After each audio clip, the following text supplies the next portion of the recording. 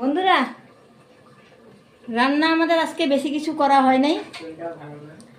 দিদির শরীরটা ভালো না, বাথরুম থেকে আসতে ওই জায়গাটায় পড়ে গেছিলো আর কি, পড়ে গিয়ে কোমরে ব্যথা পাইছে। আর আজকে শুধু দুইটা জিনিসেই রান্না হয়েছে, ভাত হয়েছে, ডাল হয়েছে আর মাছের তরকারি হয়েছে, আর কিছু হয়নি। আর কিছু কোনো করাই আছে আজকে, এই দুইটা পদেই খাওয়া হবে আর কি। তা আজকে ভাত হয়েছে, ডাল হয়েছে, এটা দেখো দেখাই, এই যে ভাত আর এই যে ডাল